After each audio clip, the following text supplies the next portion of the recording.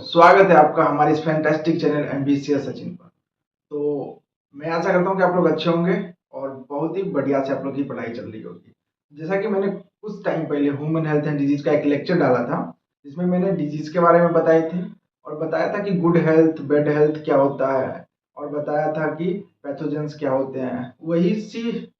उसी चीज का हम दूसरा लेक्चर लेके आए हैं और ये बिहार बोर्ड के लिए बहुत ही इंपॉर्टेंट होने वाला है। तो सबसे पहली बात, जैसा कि मुझे और हमें पढ़ाने का तरीका पता है कि विजुअलाइजेशन कॉन्सेप्चुअलाइजेशन साथ में करके पढ़ेंगे तो मजा ही कुछ और होगा। बट बिहार बोर्ड का एग्जाम बहुत नजदीक है, तो ऐसे करके पढ़ेंगे भी और साथ में थोड़ा सा याद करने की भी कोशिश करेंगे। तो यहाँ पर हम पढ़ेंगे कुछ डिजीजेस के बारे में, जो कि सिंपल लैंग्वेज में लिखा होगा, एनसीईआरटी बेस्ड नोट्स होगा और साथ साथ हम एनसीईआरटी में जो भी डिजीजेस दे रखे हैं सिर्फ उसी को ही फॉलो करेंगे, बाद बाकी किसी चीज को फॉलो करने की जरूरत अभी है नहीं। So let's start.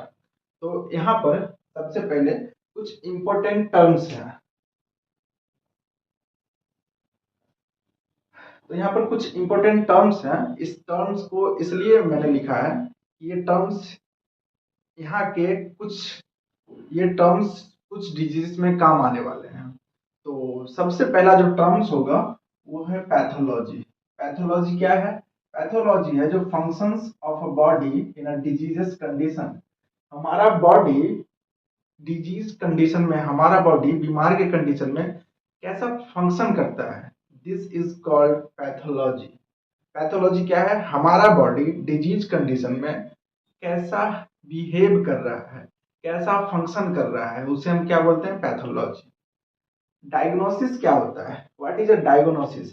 आप लोगों ने देखा होगा जब हम कभी किसी डॉक्टर के पास जाते हैं तो वहां पर जाने के बाद कुछ टेस्ट वगैरह लिखा जाता है और उस टेस्ट को लिखने के बाद डॉक्टर्स बोलते हैं यार पहले आप टेस्ट करवा के और देन उसके बाद हम चेकअप के दौरान आपको बताएंगे कि क्या ट्रीटमेंट लेना है।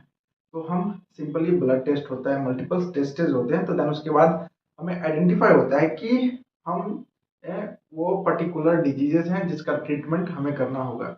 डायग्नोसिस का अर्थ यही होता है। डायग्नोसिस का अर्थ होता है कि पता लगाकर इलाज करना। जो टेस्ट हुआ है वो पता लगाना हुआ, इलाज करना जो डॉक्टर्स ट्रीटमेंट दे रहे हैं उसे इलाज करना कहते हैं। So third is incubation period.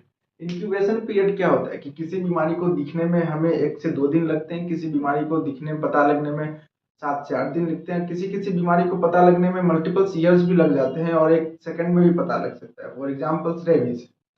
तो अभी हम डिजीजेस, 3 जो इम्पोर्टेंट टर्म्स थे उसे याद रखना। पहला टर्म्स पैथोलॉजी, दूसरा टर्म डायग्नोसिस, तीसरा टर्म इंक्यूबेशन पीरियड। पैथोलॉजी जो फंक्शंस करता है हमारा बॉडी डिजीज के कंडीशन में, डायग्नोसिस पता लगाकर इलाज करना और इंक्यूबेशन पीरियड लक्षण दिखने का जो टाइम पीरियड होता है। अब हम पढ़ेंगे कुछ डिजीजेस के बारे में और वो जो फर्स्ट डिजीज होगा वो बैक्टीरियल डिजीज होगा, टाइफाइड के बारे में। टाइफाइड फीवर किसी ना किसी घर में हो रखा होता है, मल्टीपल्स घर में हो रखा होता है, जिसमें हाई ग्रेड फीवर होता है, बहुत ज्यादा बुखार लगता है। सबसे पहले थोड़ा सा इंटरेस्टिंग कहानी सुनते हैं टाइफाइड के बारे में, देन उसके बाद हम टाइफाइड को क्लियरली पढ़ेंगे और इसके कॉन्सेप्ट को आपको याद रखना होगा। फर्स्ट ऑफ ऑल, टाइफाइड एक डिजीज थी जो कि बैक्टीरियल डिजीज होती है और इस बैक्टीरिया का नाम है सल्मोनेला टाइफी। ये सल्मोनेला टाइफी जो बैक्टीरिया है ना, ये क्या होता है, किसी होस्ट को खोजता है। सल्मोनेला एक लेडी थी जो कि एक मेड थी, कुक थी, प्रोफेशन से कुक थी, और उस कुक में ये बैक्टीरिया एज अ होस्ट उसके अंदर प्रेजेंट था। बट उसे सल्मोनेला टाइफी नामक बैक्टीरिया उस लेडी को कोई हार्म नहीं कर रहा था। बट जहां जहां वो कुक खाना बनाने जाती थी या कहीं पर कुछ धोने जाती थी, तो वो क्या करती थी, बिना हाथ धोए या बिना कुछ नहाए वहाए खाना वाना बना देती थी। तो सल्मोनेला टाइफी क्या था कि वो फैल जाता था और वहाँ के घर उजड़ जाते थे टाइफाइड के कारण, बिकॉज उस टाइम पर टाइफाइड नामक बीमारी का ना तो कोई नाम जान रहा था और ना ही कोई किसी को पता था कि टाइफाइड जैसा कोई बीमारी भी होता है। तो साइंटिस्ट ने रिसर्च करा ऐसा वैसा, देन उसके बाद पता चला भाई टाइफाइड फीवर है जो होस्ट के अंदर भी रह सकता है। तो वो होस्ट को आइडेंटिफाई करके उस होस्ट के अंदर से मल्टीपल्स लोगों को फैला सकता सबसे पहली बात कि बीमारी अगर हम अपने आप को कंट्रोल कर लिए पानी और कंटेमिनेटेड फूड एंड वाटर को, तो 90% बीमारी हमें होगी ही नहीं।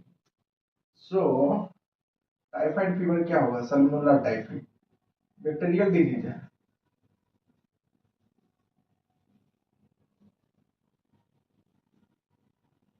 टाइफाइड फीवर बैक्टीरियल डिजीज है। टाइफाइड फीवर बैक्टीरियल डिजीज याद रखना। बिहार बोर्ड के लिए BSEB, बिहार बोर्ड के लिए ये 5 मार्क्स का हो सकता है।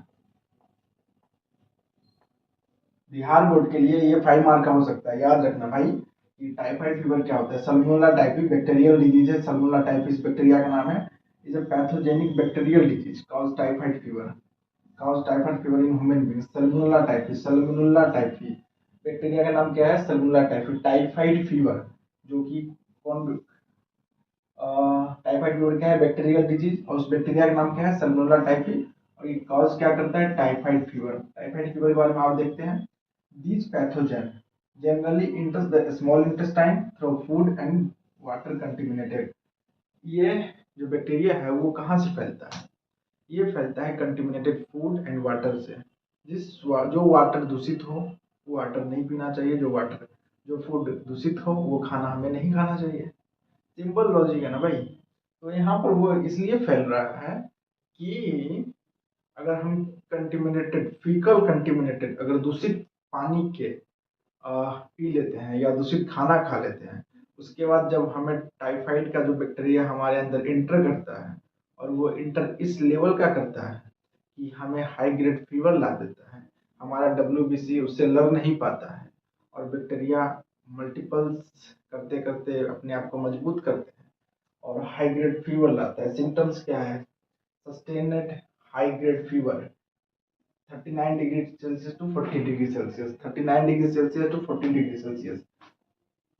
वीकनेस होगा, स्टमक पेन होगा, कॉन्स्टिपेशन होगा, हेडेक होगा, लॉस ऑफ एपेटाइट्स होगा, भूख लगना कम हो जाएगा, हाई फीवर रहेगा। हाई फीवर सिम्टम्स देखो, यहाँ पर टाइफाइड के बारे में हमने समझा। यहाँ पर टाइफाइड के बारे में समझा कि Salmonella typhi is a pathogenic bacteria which cause typhoid fever in human beings। अगर 5 नंबर बिहार बोर्ड लिखने वाले हो तो सुनो, यहाँ पर टाइफाइड के बारे में लिखा हमने। यहाँ पर टाइफाइड के बारे में लिखा कि वो किस तरह से हमारे स्मॉल इंटेस्टाइन में इंटर करता है। किसके थ्रू इंटर करता है? फूड एंड वाटर के थ्रू इंटर करता है। सिम्टम्स क्या है टाइफाइड का? सिम्टम्स लक्षण, लक्षण लक्षण क्या है? Sustained high fever, high grade fever रहेगा 39 degree celsius to 40 degree, 40 degree और 39 डिग्री सेल्सियस रहेगा। वीकनेस, कमजोरी आएगा, स्टमक पेन होगा, पेट में दर्द होंगे, कॉन्स्टिपेशन रहेगा, फ्रेश नहीं हो पाओगे, हेडेक होगा, सर दर्द करता रहेगा, लॉस ऑफ एपेटाइट्स, भूख लगना कम हो जाएगा। ये लक्षण से है टाइफाइड फीवर का। जब टाइफाइड फीवर होता है तो आपके मुंह के अंदर छाले पड़ जाते हैं, मुंह के अंदर छाले पड़ जाते हैं। ये भी एक सिम्टम्स है but not included in NCERT, तो हम भी इंक्लूड इसे नहीं कर रहे हैं यहाँ। सीवियर केस में क्या होता है टाइफाइड में? जब सीवियर केस जाते हो तो वहां पर क्या होता है ना कि हमारे इंटेस्टाइन में छेद हो जाता है, हमारे इंटेस्टाइन में छेद हो जाता है। तो याद रखना, इंटेस्टाइनल परफॉर्मेंस एंड डेथ में occurs in severe cases. Severe, जहां पर सीवियर केस क्रिटिकल केस है, टाइफाइड फीवर का क्रिटिकल केस है, वहां पर जाके इंटेस्टाइनल परफॉर्मेंस होता है।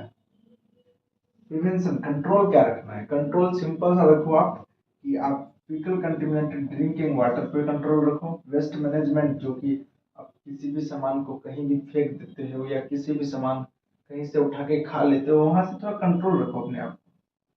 वाटर प्यूरिफिकेशन करके पिया करो, पानी थोड़ा प्यूरिफाई रहे तो बेटर है, नहीं तो आप अपने घर से पानी पी सकते हो। बाद बाकी किसी होटल वगैरह या किसी रेस्टोरेंट वगैरह से खुला पानी मत पिया करो। ये है। और इसका ट्रीटमेंट क्या है? एंटीबायोटिक ट्रीटमेंट होता है, एम्फिसिलिन नामक मेडिसिन आप दे सकते हो। मैंने सिंपल से लैंग्वेज में टाइफाइड को यहाँ पर खत्म करा है और सिंपल एंड साधारण मीनिंग के साथ। अगर आप चाहो इसे तो आप इस लेक्चर के दौरान ही याद कर सकते हो, आपको बाद बाकी कुछ पढ़ने की ज़रूरत होगी नहीं, मुझे जहाँ तक लगता है, जैसा मैंने समझाया है। और इसी तरह से आप लोग हमारे इस चैनल पे बने रहें, और जो भी बिहार बोर्ड का 5 मार्क्स का जितने भी क्वेश्चन है मैं आपको करवाऊँगा।